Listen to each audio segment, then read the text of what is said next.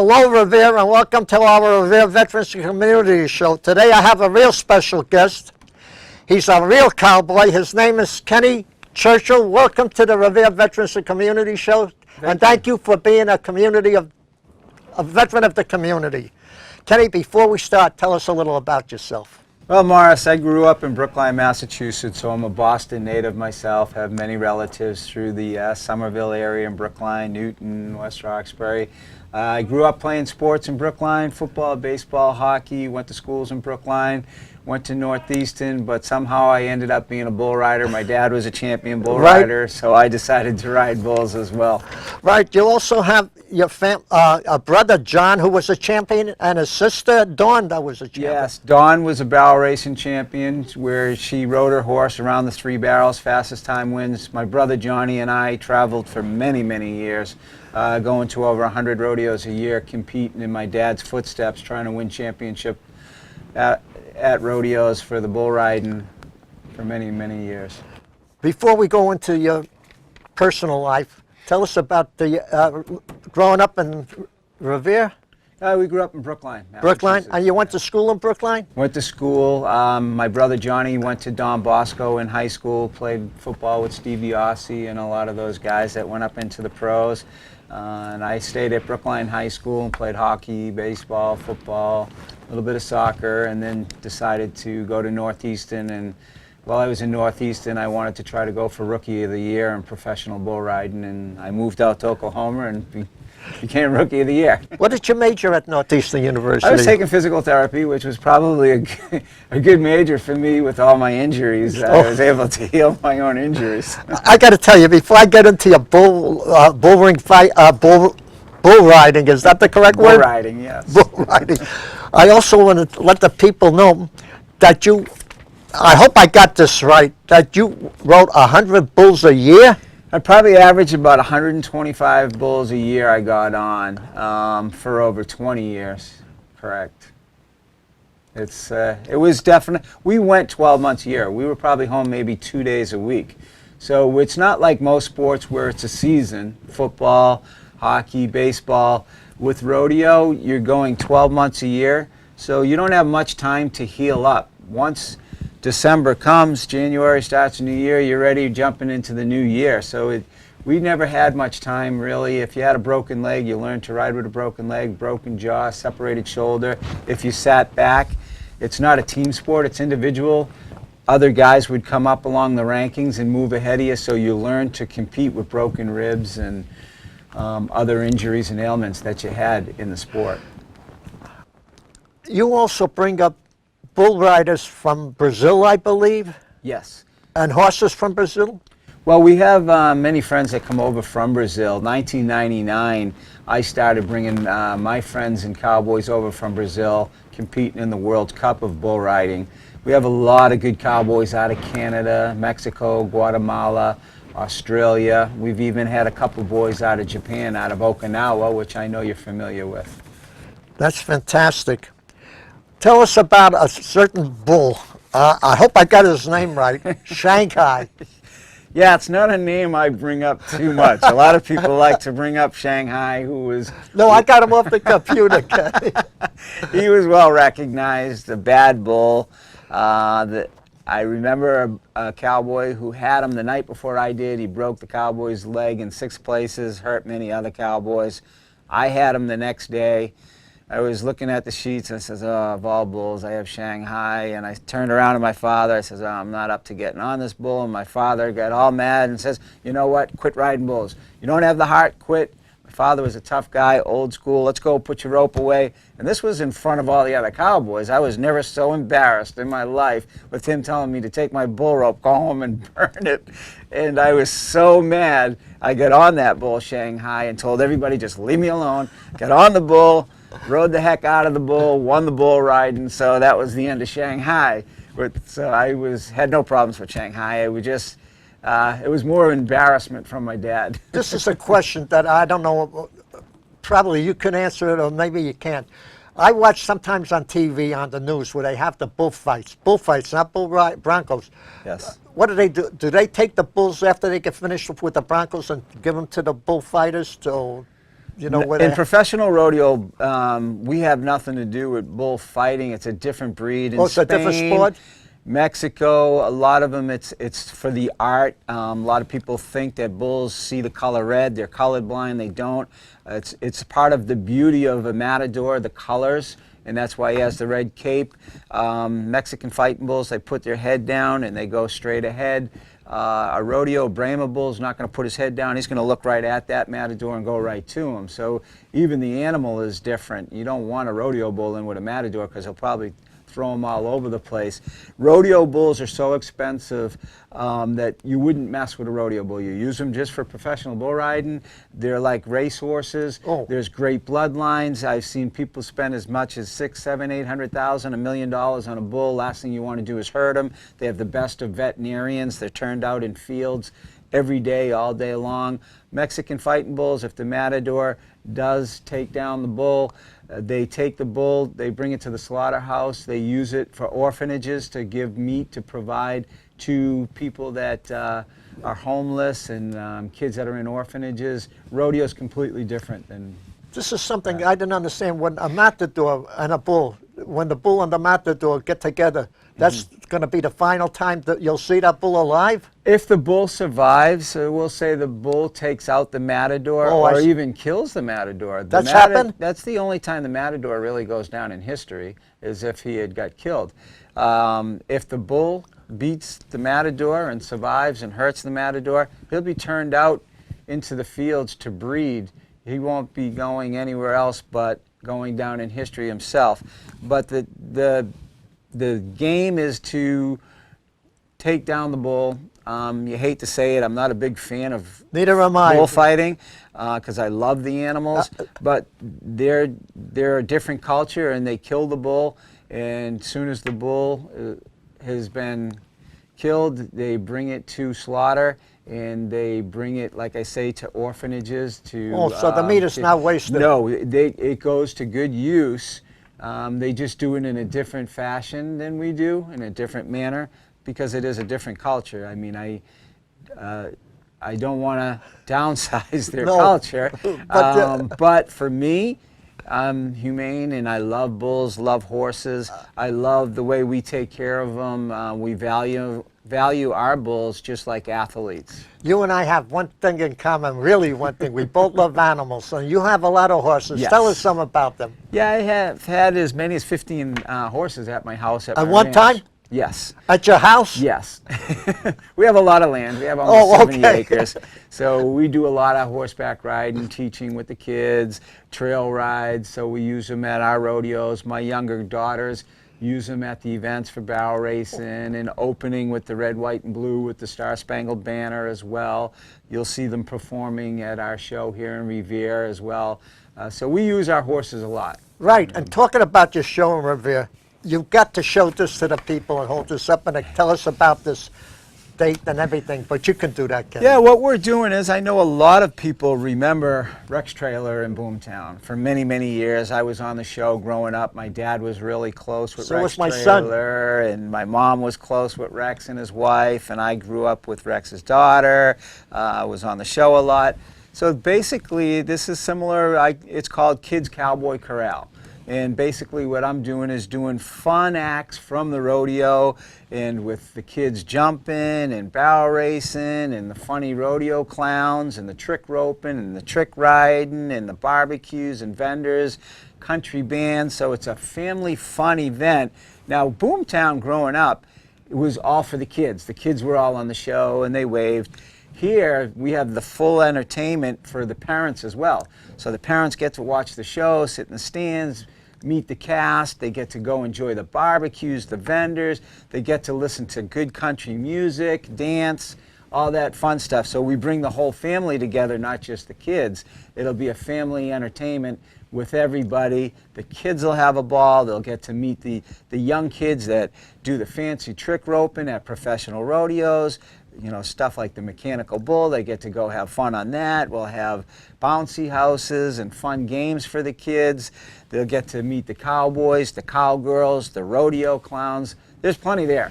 Is that how many days event is that? It's one day on a Friday, September 11th, because we'll be honoring 9/11 Oh. on September 11th on the same day. It's a Friday. And we know the kids, some of them have school. We're going to open the gates at 3 o'clock, give them time to get there. We'll have all kinds of food so they can have lunch, dinner, whatever you want to call it. The parents can come right over, have barbecue, meet the cast, play games, and then at 6 o'clock, we want to make sure everybody can get out of work in time, get over there, come enjoy the show. So the show will start at 6, the gates will open at 3 o'clock, and then right after the show is over, we'll provide more entertainment with the country band so people can have fun, sing, dance, listen to the music, have plenty of food, have the games for the kids, the mechanical bull, go get autographs. So it's going to be a great time for the community right here in Revere. So all the grandmothers, grandfathers, yes, mothers and fathers, if you got kids, bring them on down. Come back, reminisce, bring back your old cowboy days. Everybody always wanted to be a cowboy growing up, and this is the place to do it. That's right. You got something here that I wish you would explain to the people, especially to me. I think you could do that better than I can. Well, as you know, I grew up with Rex Trailer in Boomtown, and me and Rex were good friends. And before he had passed away, myself and Rex actually talked about this, me doing a show similar to what he had done and bringing it up to today's date and utilizing the people I know in the rodeo world and the kids and using these performing acts so the kids can have fun and learn more about the Wild West, almost like a circus and a Wild West show. And myself and Rex were doing some talk shows, so we had fun doing talk shows, talking about the old Boomtown, the old reruns and places that he had been and my dad had been doing the Boomtown shows, and he would come up to the house as well. We'd sit down and talk about and watch the old reruns. That was fun because Rex brought up a video and he says, put this on, and we were watching the old Boomtown reruns from Treasure Island, from WBZ TV in the studios. So we had a great time just laughing at Captain Billy, Pablo, Rex, the old characters, and the kids coming in and waving, the Pony Express man and the sheriff. So it was fun to go back in time with Rex and talk about all that fun stuff. Now you put yourself being and loving cowboys. Tell us some of the famous ones you've met, beside Rex Trailer. Well, growing up, I was around a lot. The Rifleman Chuck Connors, his son rodeoed with us. Even President Ford's son, he rode Bronx. But my dad was in the era of Gene Autry, Gabby Hayes, Roy Rogers. Gabby Hayes. you couldn't beat it. I mean, that was Hollywood of rodeo and cowboys. You remember what's his name, Tom Mix? It could have been before my time. It was, believe you me, it was close to my time. I would go, and I remember growing up as a kid, my dad would go over to Rex's house to a Halloween costume party. And they would come back with pictures, and there would be Bozo there, Major Mudd, Willie Whistle, Captain Kangaroo, Mr. Green Jeans, even Mr. Clean, my dad, Rex, and they'd all be sitting all dressed up in their television costumes for Halloween at a costume party at Rex's house. So that was a great era of definitely TV stars and characters. Boston Garden was the biggest rodeo in the world in the 50s, and Madison Square Garden. Gene Autry, Roy Rogers, they would all fly in, all the Hollywood stars. All the bulls in the Bronx would come in on train just like a circus, and the rodeo would be at the Garden for a month long, and then they'd go to Madison Square Garden. And most people don't even realize professional rodeo formed in Boston. All the cowboys went on strike at Boston Garden, and when they went on strike, they formed the union. So Professional Rodeo Union was actually formed in Boston, and most people don't even realize that Boston Garden was history for professional rodeo. Right. You mentioned that you're going to have at the show country music, etc. Yes. Who are some of your favorite country singers?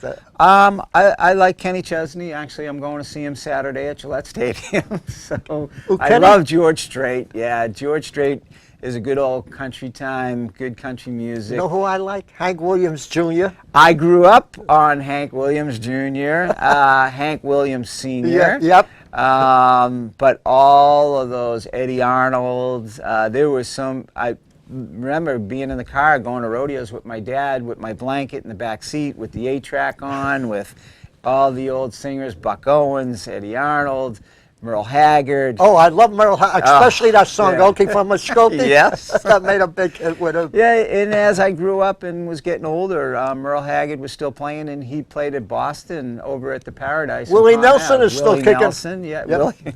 Yeah, that's one guy that amazes me. He has a fountain of youth somewhere, I don't know where. Right. But to continue not to change. Well, and that to song he continue made to all the singing. girls I loved before.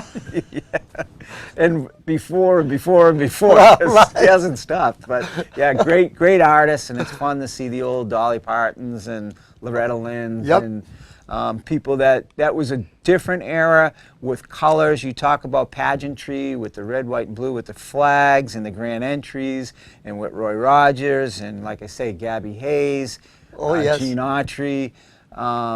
It was so colorful and so big.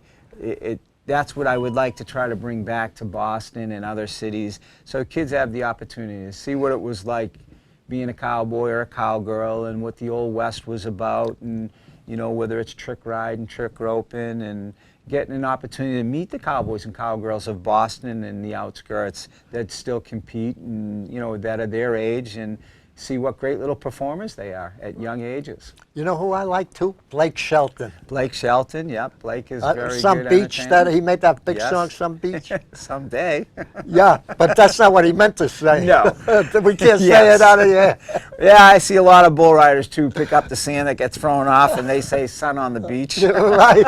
Oh, they say that? Yeah. But I love those.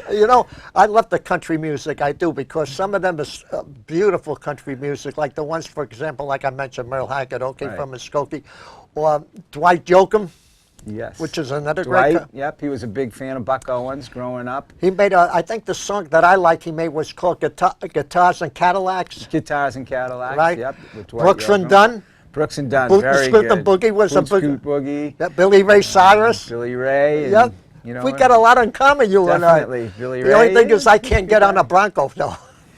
Yeah, that was a different, like Rex always said, Rex started riding broncs and bulls, and his dad told him to throw away the spurs and getting on the rough stock, and his dad wanted him to get into the contract act, spinning the guns, doing the whips, singing cowboy. That's where the money was, and he became a contract act where he would perform at rodeos, singing and, like I say, twirling the ropes and spinning the guns, instead of being like my dad. My dad was a great bull rider, bronc rider, and then Rex tried to get my dad to stop riding bulls to do what he was doing, but my dad's passion was riding bulls like mine, and even myself, I couldn't break away from riding bulls. Here's the thing, even at my age, now I'm pretty old. I'm an antique. I wouldn't say that. Some people call me an antique, because of So do my the age. young bull riders with me. When I see it at a rodeo, when they showed the rodeo, and a cowboy is standing on top of a horse or a bull, and they're riding Yes. around, how do they balance themselves to do that? Or is that, where do they learn to do that? It's athletic ability. You're not going to outpower a 2,000-pound animal that's bucking and twisting and turning and That's what the jumping bulls 6 weigh? feet. We have some bulls weigh as much as 2,300 pounds, Wow. but they're nothing but pure muscle and fury. And you have to think about it. You have to move with them. Everything's free, using your balance. Oh, I see. And staying focused and becoming one with the animal, almost like you're dancing with the bull. You're not going to outpower them, outmuscling them. It's just impossible. They're just too strong. So you have to learn to connect with that animal, to learn how to use your balance and your focus and your eyes, and just using your free arm and moving with the animal. That's the game. Here's another question for you, Kenny. Whether you heard about it or it might have happened while you were doing a show, have any of the bulls during the rodeo broken loose and ran into the crowd like they do in Spain? It doesn't happen often. It's not like I haven't seen a bull jump out of an arena or a gate pop open. And That's what I meant. And the bulls really, they're not out there looking to chase somebody down.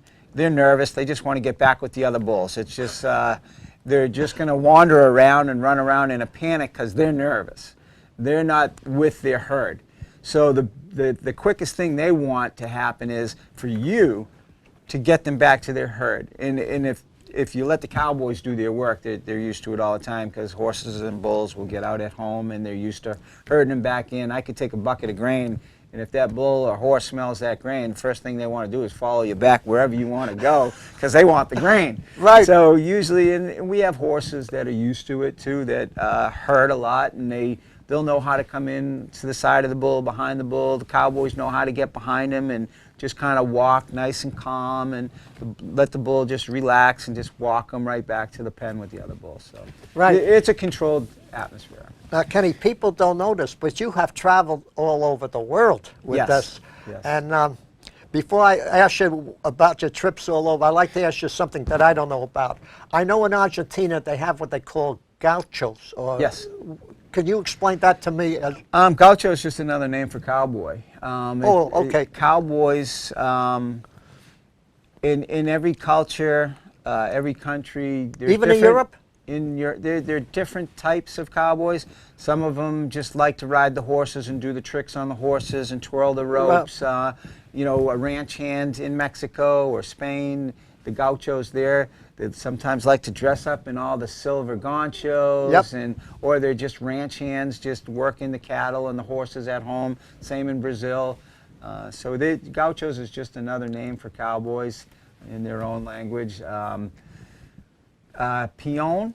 I know you have a lot of Brazilians in the greater Boston area, New Yep, Jersey, we have Florida. a lot right here in Revere from Same South thing with America. them. Their gauchos are peões. That's cowboy. That's in Portuguese. So a lot of times you'll hear the Brazilians at the rodeo yelling "Segura peão." That means hold on tight, cowboy. So you know your different cultures. You just have speak different- Spanish too? I know bits and pieces that I've learned only from traveling with Brazilian cowboys, Guatemalan cowboys, Mexican cowboys, even cowboys from El Salvador. You meet even Canadians. You learn to speak a little French because we had a lot of boys come down from Quebec. Have you ever been to Germany? I've been to Greece. I've brought rodeo over to Greece. I never had I've been asked to go to Germany, to bring the rodeo to Germany, but it's just a lot of work getting bulls. Tell us the over countries there. you did bring the rodeo to, because I'd love to hear it. And I'm Well, sure the as you people know, will. Brazil's one of the biggest countries in the world when it comes to rodeo. They have a city called São Paulo and Barretos, Yep. with a soccer stadium with 1.4 million people in 10 days. And a lot of great singers like Reba McEntire has been there, Garth Brooks, Tim McGraw. They bring big country artists over there because of this. The rodeo's so big and country music so big there. And then you get to Canada. In Canada, we've performed Calgary, one of my funnest rodeos to go to, 10 days long at the Calgary Stampede. Love it out there. And then you go to the east side of Canada in Quebec, and they have another big festival called Saint Sid in Quebec, and they shut all the streets down for 10 days, and Wow. there's 500,000 people there just having fun, walking the streets with the parades and the bands and the rodeo and the nightclubs, and everybody's got 6 guns on their side, and you get down into Mexico, and they've expanded. It's not the same as the United States because you don't have the money and the teaching and everything like you do in the United States and some of the South American countries. Go to Australia. The Outback Cowboys, incredible. You know, great athletes, great bulls down there, great horses. Getting over to Europe, it was a little different because we had to get bulls from Italy that we've sent there years ago, and bucking horses. Do you ship the horses from the States overseas? The horses are easy. Or you get them overseas? I can get, a lot of times we'll send them out of Canada. It's a lot easier to get animals from Europe to Europe from Canada than it is the United States. Oh. So we'll take them from Canada. But I can get horses anywhere I want over there quickly because they have hooves. A bull is a bovine. It has a split claw, a dew claw, kind of like a deer. Right. And because they can carry and contract from the ground different diseases and funguses, you have to put them in quarantine. So a horse you don't have to because they don't have the dew claw like a bovine, like cattle does, cows and bulls. So we have to put them in quarantine in Canada. After so long, they get tested again by the veterinarians, and then we ship them over to Europe. I'd like to ask you, Ken, if people wanted to order tickets, do they have to buy the tickets there, or they could order them in advance if they? Yes, just give us a call on we'll leave you the number for Right. information. You got a telephone number they can call We too? do. We can call Steve at 857 249-7811. And we have another ticket information number, 617-407-6096, and we'll leave it here at the station as well. And we'll get tickets to them. We'll tell them where the ticket locations are in and around the greater Boston area in Revere. If we have to make a special delivery that somebody can't get out to get them, we'll make sure we get tickets to them. Right. That's pretty good. I'm sure a lot of people in the city of Revere and around the Boston area, around the Commonwealth, will be looking forward they'll to have this. so much fun, yeah. It's an opportunity that doesn't come often, and great time to take advantage of it. I want you to spend a few minutes. You got 3 beautiful daughters, correct? Yes, I do. Give us their name and tell us what they're like. Caroline, she's 12 years old. She's in the barrel racing, big into soccer. She has high schools even looking at her at 12 years old. That's good. Great athlete, state champion in track, has records in the long jump, great lacrosse player now. My middle one, Alexandria Churchill, does a lot of singing with the schools. She does the anthems. A lot of the teams love for her to sing the national anthem before the games. Great soccer player, has a scholarship in Wolfboro at Brewster Academy, playing soccer and lacrosse. Victoria, my older one, she's 18 now and looking to go to law school. Great champion jumper. She went from barrel racing to jumping and has a beautiful horse and does hunter jumpers. Everywhere she's gone this summer, she's won blue ribbons in the all-around championship. Hasn't lost a match yet in jumping. You'll see her doing the opening to the Star Spangled Banner with the red, white, and blue flag and the horse and the chaps. Great when it comes to horses. So they're all good athletes, good kids, and smart kids. I'd like to ask you a question about your wife, if I may. Sharon. Now, I never, usually they spell it S-H-A-R-O-N, Yes. but she spelled C-H-A-R-O-N. Which is Irish. Oh, okay. She comes from an Irish family. Okay. She's also from Brookline, Massachusetts. Is she? The girl next door. Yep. She's a dental hygienist, went to dental school at Northeastern, and moved up to Maine with me. But she's a good old Brookline girl and has a lot. We have a lot of family back You there know in her when she Brookline. was 14 years old, I believe? Yeah, wow, you do know a lot about us. It's amazing what the internet puts out there. Yes, Sharon and I, our families grew up together. We grew up in the same neighborhood. We knew each other for a long time. I hung around with her cousins and her brothers, and I used to joke around with her because she was a lot younger than I was, and I used to tell her to call me someday when you get out of high school. And I was on the road in Oklahoma, came back home for my birthday, and she called me and asked me to get together for my birthday just to say hello, and we were dating ever since, and now we're married with 3 kids. Congratulations for that. Thank you so Ken, we much. only got a couple of minutes left, so I want you to Sure. take one more minute and tell us about people ordering the tickets, because we want to fill up that place. Definitely. Like I said, we'd love to have everybody come out Friday, September 11th. Remember, when the kids get out of school, the gates open at 3 o'clock with all the food, some entertainment. Don't have to rush to get there, even if you're still at work, because the actual show in the arena won't start till 6 o'clock, but you can go and have fun at 3 till 6, have plenty of music playing, plenty of food. When the show starts at 6 o'clock, we'll have the VIP where people can also get VIP tickets to meet the cast, get autographs, have some food in the tent with the cast. And then right after the show, it's great because we have a great country band that's going to be playing a lot of good country music, a lot of the good old Jason Aldean, Kenny Chesney, all these top new artists. This band is great for that. Zach Brown. Oh, good. I like the Zach Brown. Yeah, so they can stay around and dance, have fun, eat, enjoy the vendors, get cowboy hats if they want. We'll have vendors there for that. So we have Harley Davidson coming over, doing a lot of giveaways from Harley Davidson as well. They're going to play fun games in the arena with the kids. So we have a lot of activities in the arena for kids to play. So we're going to be selecting kids out of the audience. We're going to select parents out of the audience too, because we have fun games for prizes for the parents to also win and get stuff from Harley Davidson and our friends as well. Kenny, I We're want gonna to have a thank great you for time. taking your valuable time coming on the Revere Show. I really mean that. Well, let me thank you God bless you. and for to be serving able our to- country and everybody Thank out you. there that served our country, because if it wasn't for you and everybody that serves our country, I couldn't be where I am today. So Thank you. Thank you to the people of Revere for tuning in and seeing a great gentleman like Kenny Churchill. God bless you all out there. God bless our troops. And God bless our great country, the United States of America. And thank you for tuning in, and hope we'll see you again soon.